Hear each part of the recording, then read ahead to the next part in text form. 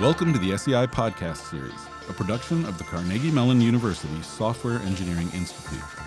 The SEI is a federally funded research and development center sponsored by the U.S. Department of Defense. A transcript of today's podcast is posted on the SEI website at sei.cmu.edu/podcasts. Hello, and welcome to the SEI Podcast Series. My name is Matthew Butkovic. I'm the Technical Director of Cyber Risk and Resilience in the CERT Division of the Software Engineering Institute. I'm joined by two of my colleagues, John DiRicco and Jarrett Booz. John, you are a training specialist here in the CERT Division, and Jarrett, you're the technical lead for this President's Cup initiative, which we're going to be discussing this morning.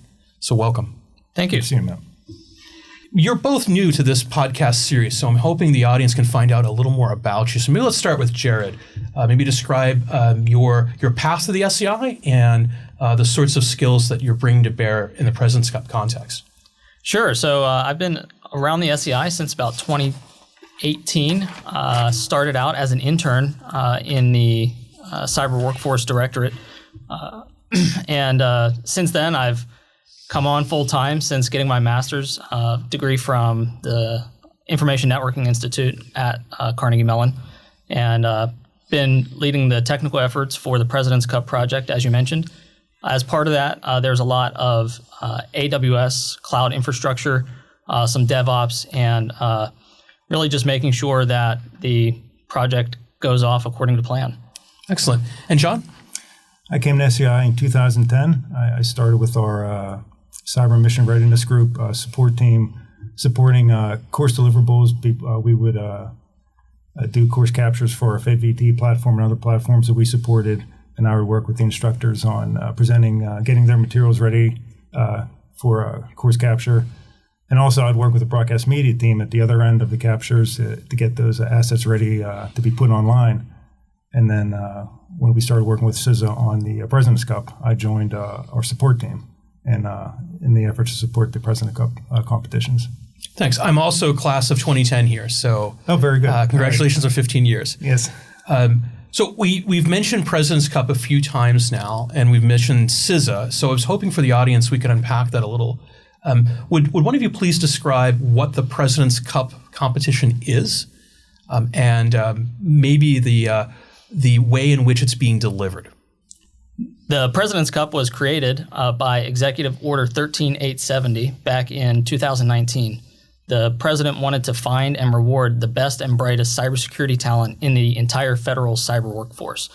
So any federal government employee is eligible to participate, including members of the military and any federal civilian executive branch. As part of this, the SEI was asked by the Cybersecurity and Infrastructure Security Agency, that's CISA, who puts on the competition to help out.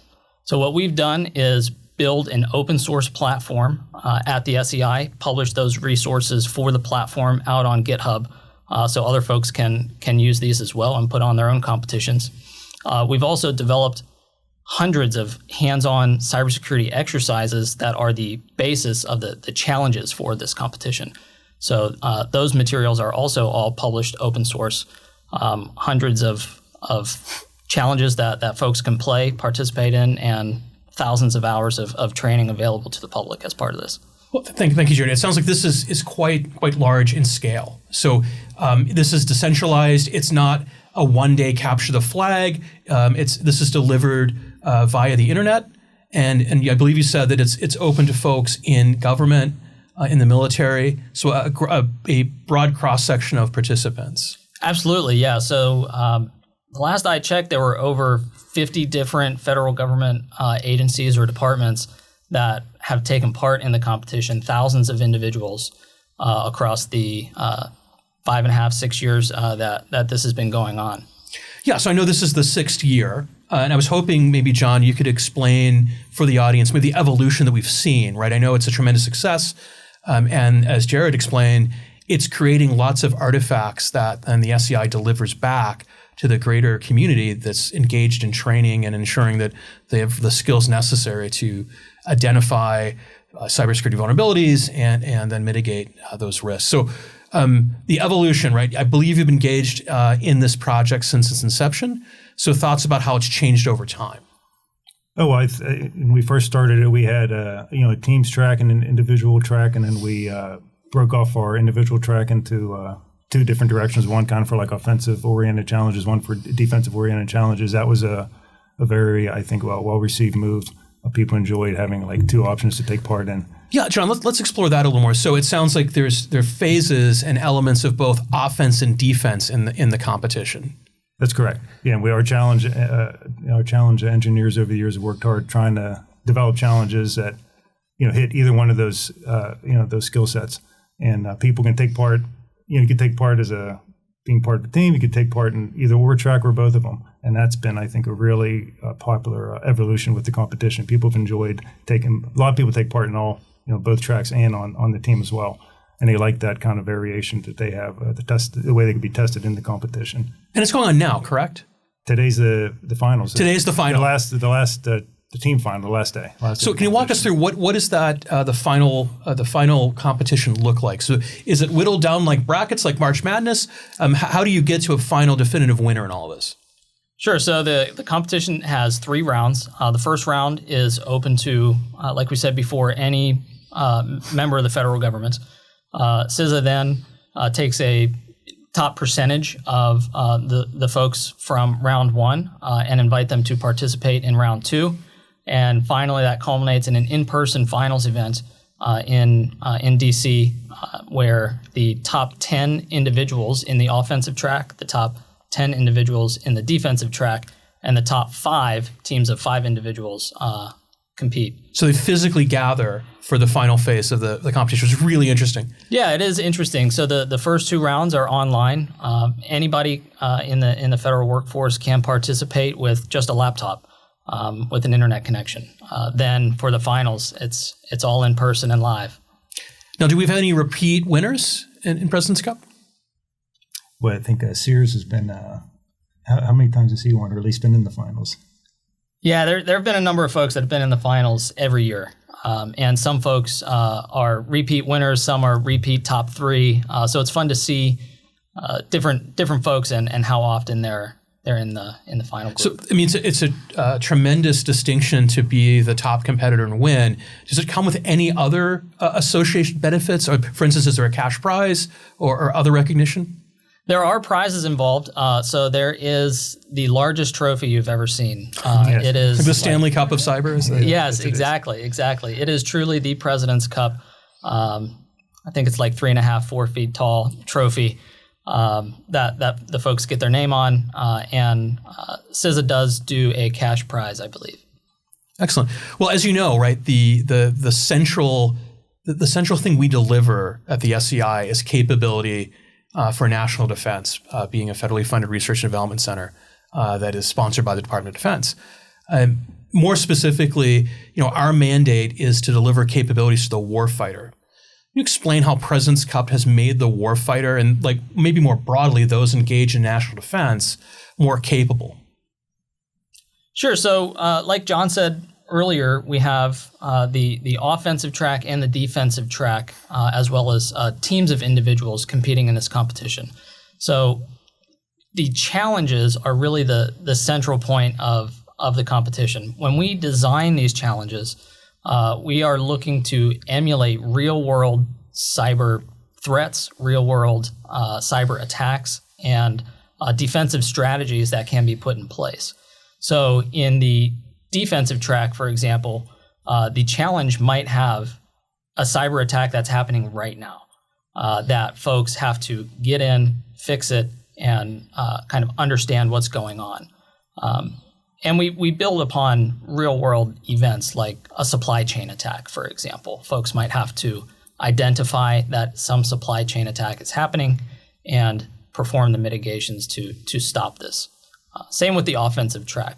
There are some folks whose job it is to perform security assessments of federal systems or of a warfighter's capability. And those folks are able to test and hone their skills as well. So I'm hearing that realism and timeliness are kind of the key attributes of the scenarios. And it sounds like you're also bringing very contemporary tools to bear in President's Cup. Jarrett, so I know there's a number of ways that the artifacts we've created make their way into the community. Can you please explain that to the audience? Sure. So the artifacts that the SEI has put together for these challenges are available as open source materials on GitHub. They're available on CISA's GitHub page in the PresCup Challenges repository. These aren't live versions of the challenges that folks can play today, but they do provide you all the artifacts that you would need in order to rebuild the challenge, and all of the instructions and solution guides for how to walk through and complete the challenges are available on GitHub. And John, maybe if you'd like to describe the practice area that federal government folks can access. Yeah, as Jarrett said, there's a lot of opportunities just beyond the competition for individuals to, when they access at the President's Cup site. You go to the practice area, all the past challenges from past competitions are there. Users can do them as much as they want. Solution guides are included, so even if you get stuck, you can walk your way through it and see maybe what you missed. There's a great way, or if you didn't take part in a competition, you can jump into as much training as you want, and that's 24/7 access, so you can do that year-round. The only time in the past where we sometimes had to limit it, if maybe it was during the final round, we just had to kind of watch the load of what people are using the site with. But other words than that, as often as you want. And also, we're currently doing some skilling labs for CISA, where people can just come in, and these are walk-through labs. So it's not so much like a competitive type challenge, but just a lab that teaches people different skills that they can run through. And the same thing, they can do these as much as they want. And I think through both the labs and I think through the practice challenges, we have certificates. I think, right? You can print out a completion certificate. That's been pretty popular as well.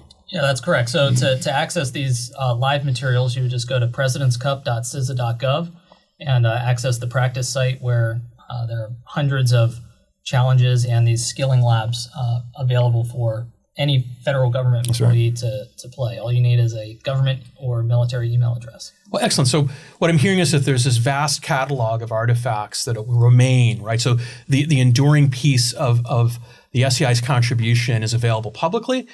Now, you did mention this is the last day of the competition, and I know that the nature of our support to President's Cup is changing. So you gentlemen are here with me in Pittsburgh rather than the National Capital Region. So I was hoping you could address the transition that's going on in the form of SEI support to President's Cup.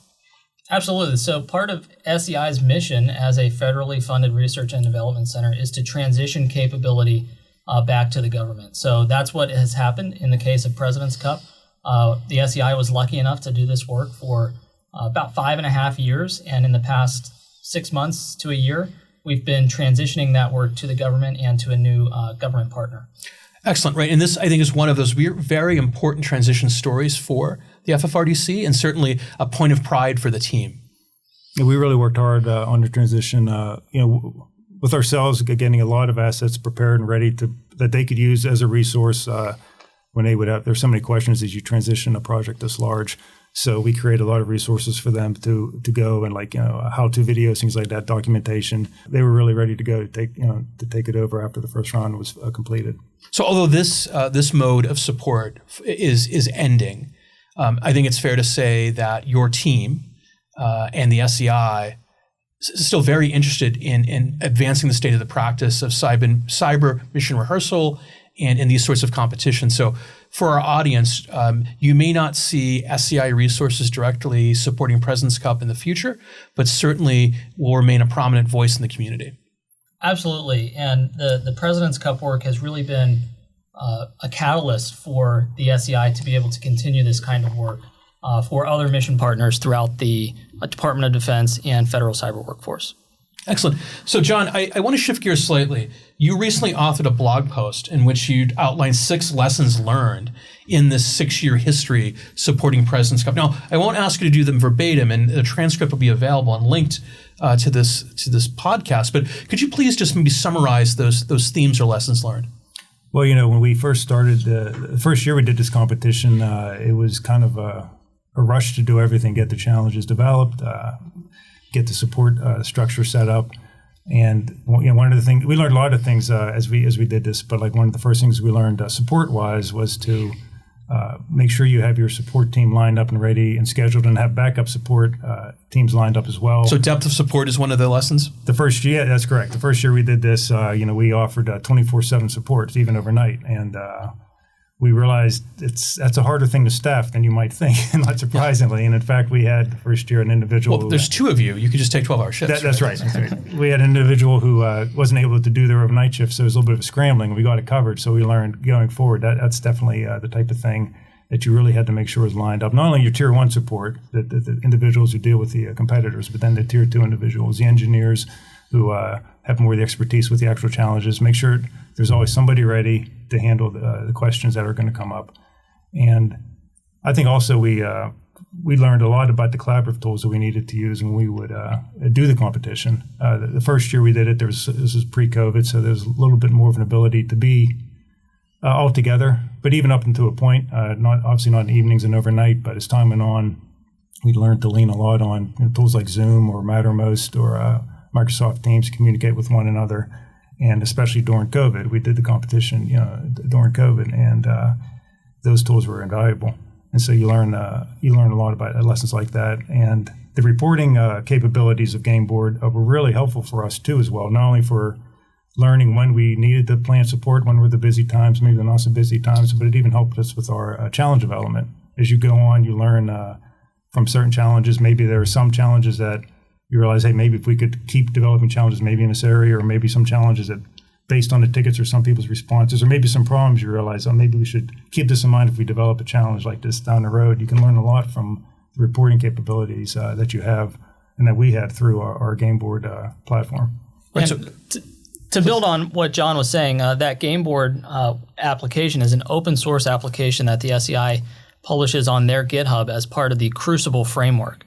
That Crucible framework is a collection of open source applications that enable cybersecurity exercises, real-world emulation of cyber threats, and really the development of exercises like the President's Cup, where you have a competition, or even larger scale exercises where you might have an emulation of thousands of virtual machines simulating a military or corporate or industrial control system network that you can really immerse the participant in these sorts of exercises. And that's available, as you mentioned, on the SEI website for download, right? That's something that we are readily giving back to the community. Absolutely. All of the applications in the Crucible framework are open source, provided on SEI's website and on GitHub. So another question for you, Jarrett. As we look to the future, I'm sure there's folks in the audience that are interested in these type of competitions. Perhaps they want to sponsor a competition like this or just be a participant. If you're contemplating these sorts of competitions, thoughts about design principles, or to kind of augment John's lessons learned about what makes a good exercise and a good exercise program? Yeah, that's one of the things that we learned throughout the 6 years of putting this on, is getting feedback from the competitors was really important to us. What kind of challenges do you like? What kind of challenges are maybe less applicable to your day-to-day job? Like I mentioned before, we really try to make these exercises very hands-on, technically challenging, and based on real-world, up-to-date, timely scenarios. Yeah, so it sounds like relevance is one of the cross-cutting themes I'm hearing here, right? Absolutely, yeah. You don't want to feel like you're wasting your time on an esoteric challenge. You really want to emphasize providing value to the participant by emulating a real-world situation that they either have already encountered and they can learn what they can do better next time, or to prepare them for what's to come.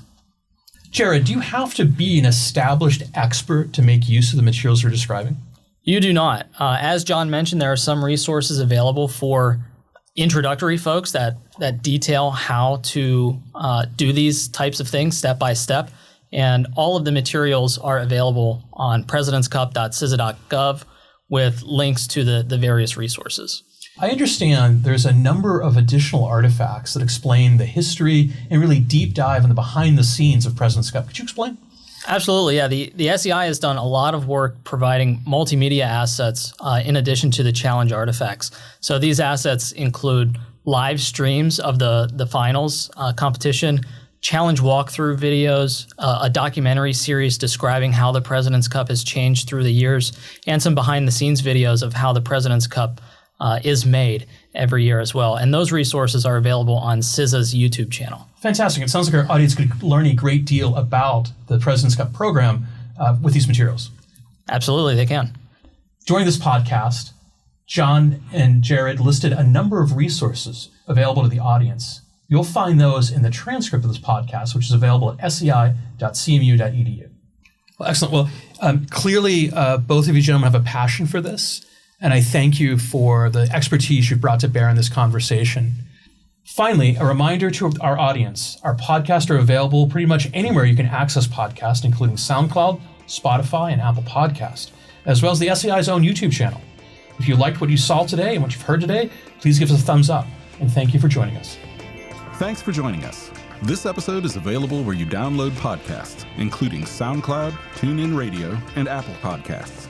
It is also available on the SEI website at sei.cmu.edu/podcasts and the SEI's YouTube channel. This copyrighted work is made available through the Software Engineering Institute, a federally funded research and development center sponsored by the U.S. Department of Defense. For more information about the SEI and this work, please visit www.sei.cmu.edu. As always, if you have any questions, please don't hesitate to email us at info@sei.cmu.edu. Thank you.